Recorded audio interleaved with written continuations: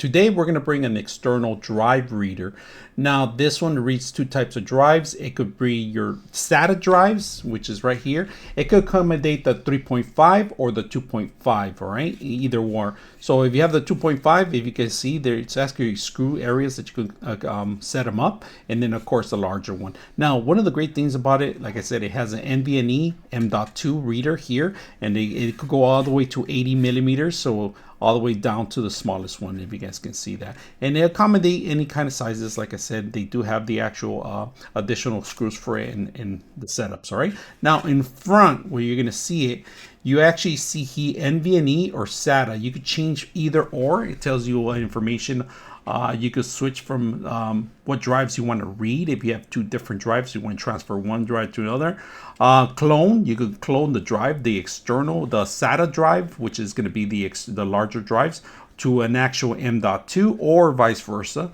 Power, and then type C. This is going to be actually to transfer the information over from your computer or your laptop from here, and of course a DC because it does require power.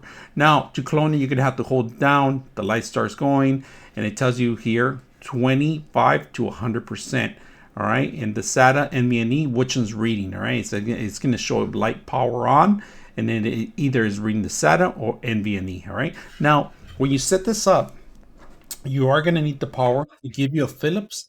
They give you, this is an addition that I like. They give you thermal tape and actually aluminum to actually keep it cool too. So you could cover it up and keep it there if you want. That's an option. And then the footing, the rubber footings that actually go in the bottom of the actual base. Now this one, when you're set it up, you got to make sure that these screws are actually going to be built for the bottom one, all right? So when you drive it in, you put it in the base, you're gonna have to screw it down here, and this actually is going to accommodate the actual hard drive too. Just make sure you're aware of that, right? If it's mechanical or solid state, and that's why you screw it up in there. It's plenty of ventilation, so it won't overheat.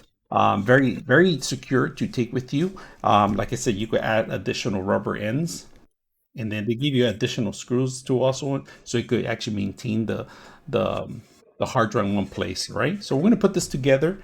All right, so we got our drive here in NVMe, 1 TB. We're going to set this up in here, and it's format right now to NTFS, so you could actually format within the system, and I'm going to show you. So all you got to do is make sure that it's in there, but prior to that, get this little rubber end, which is right here. I'm going to show you guys. It's a little tiny bit. It's made of rubber, right? This actually just locks it in place. It's a very simple process to actually just put it in place, and because I'm kind of blind, I'm going to see if I can put this with one. And I do have a 14 terabytes I'm going to be using this thing for, right? Now on the SATA drive, make sure that these are facing the proper way, all right? Because you guys can see it slides in there, all right? Just going to put it in there. This is a big drive. What you can do is before you put the cover, put the actual screws of the drive in here. So screws go in there, and they give you a little Phillips for this. Either way, you can slide it forward or back. Just make sure it pops up in there. You guys can see that. Once you see that it's locked in, put in your screws, right? All right, we got it all set up already. We're going to plug it in, and I do have a USB already to transfer the actual data. All right, so we got our computer management. This is a system we're going to format. It's on right now. I can feel it. It's on. We're going to go to disk management. All right, we're looking for the 14 gigs that haven't been formatted. The other one came up automatically, the J drive, the one I formatted earlier, the M.2. So that one's formatted and it popped up in there. I'm going to show you guys right now in a bit. But right now, what we want to format is the actual hard drive itself. So while we wait this, it's going to pop up with a couple messages of what you want to format. So let's go ahead and do that. So as you can see, I have to initialize it first because it turned off or something. So this 7, we're gonna format it, right? And we're not gonna partition it. We're not gonna do a master read. We're just gonna do a regular boot, not a boot up from the actual system. So we're just gonna format it from right here. So we got it up and running. We're gonna say new simple. Now next on this one, we could partition the drive to 2, 3, or 4 different drives, even 6 if you want.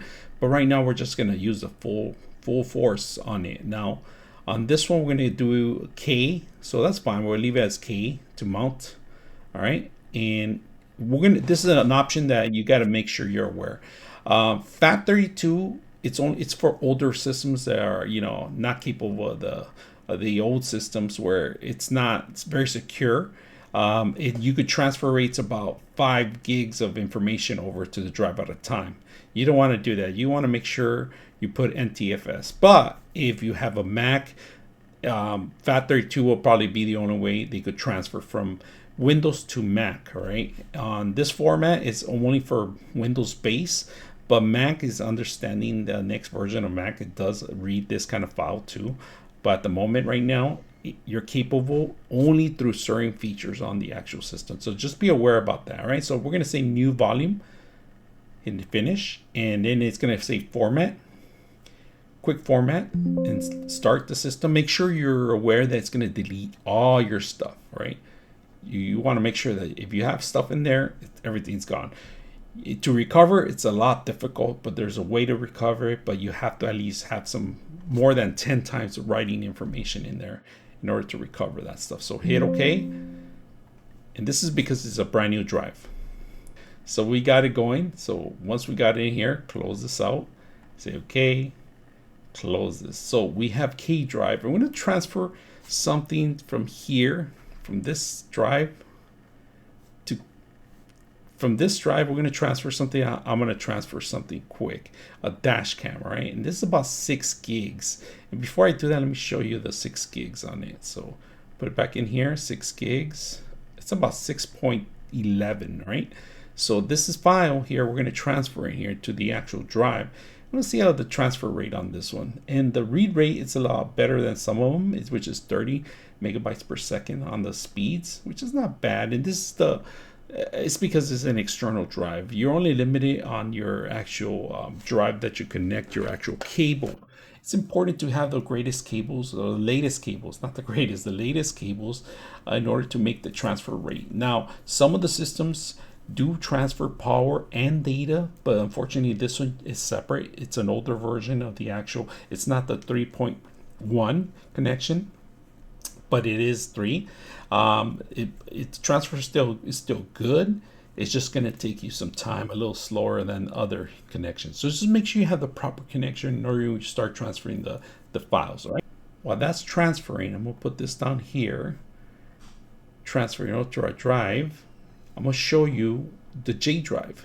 J drive is the other drive too. So we're also going to transfer the document that we just did right now. We're also going to transfer to there at the same time.